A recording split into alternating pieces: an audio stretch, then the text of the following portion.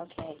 Hello again, family, and welcome to the third installment of the Aikman Swinny Diamond Club. I'm your hostess, Akima Briggs, formerly Akima Aiken Brown. For those of you who are just joining us, let me tell you a little bit about the Diamond Club and where you can go to find some more information about it. And then we will get started with our lesson for today. So, the Aikman Swinny Diamond Club is a family heritage group that was started based on the story of Acres of Diamonds. It is about a farmer in Africa who left his farm, sold it for next to nothing in search of diamonds, only to die never having seen one.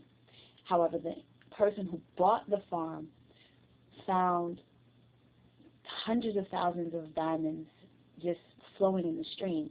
And this particular farm turned out to be one of the most lucrative diamond fields in all of Africa, on the entire continent. And so the goal of this club is to help us as a family to assess our diamonds, to understand our value, to look at what it is that we have right here in our own backyard, in our field, in our homes, and how we can then utilize those assets, utilize those gifts, those tools, those resources to benefit not only us as individuals, but as a family and as a whole, so that we can then leave a mark on the world in which we live. So that's the long and short of it. Now, how we go about that is by understanding who we are as individuals and how a certain love of self can help us in our interactions with others, and then how those interactions can help us to co-create a life that we desire, whether that be, building a business or homeschooling children or whatever it is, whatever the thing is that you desire to do. The irony is that there's probably someone in the family who's either already doing it, knows how to do it, or has some resource that can help you to do that thing. But first we have to do our own individual assessments, evaluate, communicate, and then begin the process of building. So, with that said, this Diamond Club for the course of this year will be broken up into quarters. And so the first quarter is health, the second is wealth, the third is love, and the fourth is passionate, purposeful living. So it will be scaffolded throughout the year. Within each quarter, there will be different segments. And so this first segment under health is the mind. As you probably guessed, the next two segments will be body and spirit. And so, yes, I'm predictable, but it works. And so what we discussed recently in the previous videos, and you can go and take a look at those. There's the Acres of Diamond introduction, there's the 2013 overview, and then there's also the mind modification exercises. So you can take a look at those. But what we discussed previously was how to transfer your negative thoughts into something more positive, how to streamline your thoughts, and how to recognize when you are not being as positive as you can be, so that you can then process in a way that will allow you to filter through a more positive outlook and perception, so that you not only are doing things more positively, but internally the benefits are also, exponentially increased. So with that said, I always like to start with a quote, and so I have two today. And the first of which is, if you don't go within, you will surely go without. Say that again. If you don't go within, if you do not go within yourself, you will surely go without. The next is, whether you believe you can or you believe you can't. You're right. No matter what it is that you do, the reason I like these two particular quotes is because they focus on the fact that you can think as much as you want about what's going on around you and change your outlook on what is actually happening outside of you, but until you change your inner look, if you will, until you change what you are thinking about yourself, not much will change outside of you. It's easy to fake a smile. It's easy to put on a grin. It's easy to say, okay, I won't let that get to me, and shrug some things off.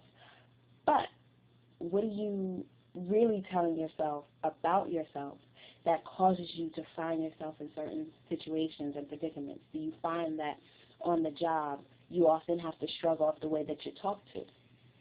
Is it because something that you are then telling yourself allows people to believe it's okay to talk to you that way? Is it genuinely something that they have done mistakenly, or is it something that people perceive that allows them to believe that it's okay?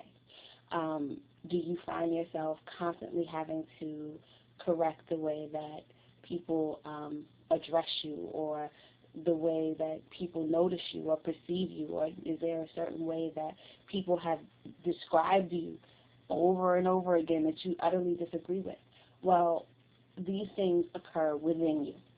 There are things that you are thinking about yourself and telling yourself that then cause people to create this on the outside. So T.D. Jakes had a great way to sum this up, and he was pulling from Ephesians 1, excuse me, which says the eyes of our, Paul prayed that the eyes of our understanding would be enlightened. And how he summed this up that I thought was so profound, he said, what's going on in your world is not the problem. It's what's going on in you that's killing you. And so what I wanted to simply say was, before we begin this journey of co-creation and co-relation, which will deal with how we're interacting with others and how we are helping to build upon and manifest the life that we desire, the very first thing I want us to do before we start assessing family, before we start assessing our world and our lives, assessing ourselves. What are you telling yourself about yourself? I'm not qualified enough. I'm not smart enough. I'm not thin enough. I'm not thick enough. I'm not black enough. I'm too black. I'm too dark. I'm too light. Whatever it is, I'm not tall enough. I'm too tall. Or whatever it is, what are you telling yourself? Where did you learn that lie? And what information do you have that negates it? Those are the things that I really want us to do as we take inventory and assess before we begin to move on to the correlation and co-creation component. I really want us to take a moment to assess ourselves. So again, that is, where did you learn the lie that you're telling yourself about yourself? I don't have enough schooling. I don't have enough training. I'm just not as good as I would like to be. There's someone better. And just allow me to digress for a hot second. There is always going to be someone who is doing it bigger, better, and faster than you, no matter what it is that you're thinking about. Someone out there is already doing it. They are already spearheading it, got everything that they need. They're running it. But it does not mean that you also cannot. There will always be someone doing it bigger, better, faster, stronger, longer, whatever the case may be. But the question is, are you ever going to encounter that person? If you stop yourself before you get out the gate, you're the person who's doing it bigger, better, stronger, longer than somebody else. Remember that. And so I just had to go there for a hot second, because I know sometimes we stop before we start, and we get caught up in the paralysis of analysis to the point where if it's not perfect before we started, we're not doing anything. So I just want to kind of rein us back in and say, you're lying to yourself, and you have to ask yourself, where did you learn that lie? A lot of what we know about who we are comes from not what we have been taught, but what we have caught. Things that we learn from experiences and from observations as opposed to what we were directly told. If I tell you that you're beautiful, if I tell you that I love you, but then I dress you in rags and put you in the basement every day, you're probably going to believe that you're not beautiful, that I don't love you, and that you're not worthy to come up into the sunlight. You're not worthy to actually join the rest of us in the house, because what I am doing and what I'm showing you and what you are now internalizing as a result is very different. So where did you learn these lies about yourself? What have you seen around you that has caused you to believe this is true? Secondly, what is it about you that you know negates this lie? There are things, if you pay attention, that tell you that this is not true. This is not true. I don't have enough education. Okay, there are people who dropped out of school, have been to jail, have done all manner of different things, and have managed to successfully own and operate multi-million-dollar businesses. What is different in their process than yours? 9 out of 10 is their perception of themselves. And so the question is, again, where did you learn the lie? What is the lie you're telling yourself? Where did you learn it? And what is it in your life that you know actually negates that lie? If you're honest, take a moment to really be honest. What do you know negates that lie? And so just to give you all an example, a lie I told myself was that my own life as it currently is does not permit me to be a teacher to anyone about anything. Where did I learn this lie? Because I have seen where people who do well tend to talk about how they're leading by example. Their life reflects the things that they are teaching. Their life reflects the principles and the values that they're talking about and these different things. However, what do I know that negates that? We are all in development. We're all going through something. Everyone has a struggle. There are just some things they're not talking about. There are some things that these leaders and teachers that I admire are going through that now that I'm on a different path, I'm learning that, they're going through things and undergoing processes and turmoil that I was unaware of. So there's a lie there. Plus, I know something else I know that negates it. I've seen where my teachings have been effective. I've seen where my teachings have been instrumental and pivotal in the lives of some of my patrons and my clients. I've seen where people come back to me 2 years later and say, my marriage is stronger because of you, thank you. My mother and I can actually communicate because of you, thank you. Or my children have finally, started doing well in school and I'm advocating on their behalf, or my kid went to college. So I had to say, okay, I know something, there's something in me, there's a gift down in me, there's something that has been given to me and granted to me that allows me to do this work.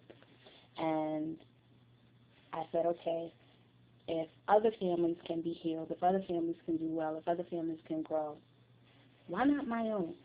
So there was a lie that I was telling myself, and I had to really look at where I learned it, and then I had to be honest and say, what about my life negates this? And in being honest, I realized that though I saw things that negated it, I wasn't willing to, or ready at that time, to accept it because of fear. And that's another thing that we're going to talk about in terms of the mind. But for now, when you start to feel fearful, and remember, fear is false evidence appearing real. It's not real. 9 out of 10, the minute you approach the thing you are afraid of, it will run from you. So when you start to feel fearful, go back to the mind modification exercises, which is the video preceding this one, and do those exercises and see just how different it becomes, and then take the plunge and say, I'm going to approach this fear that I'm feeling. So once you've negated that lie, take the plunge. Go for it, whatever it is. I hope you will share what those things are. Perhaps we can start an email communication with the family, and I look forward to seeing what all of you have to share and say, and what you create and what we create in the days and months to come. So I look forward to the next installment, which will not be as long as this one. And good luck to each and every one of you. God bless.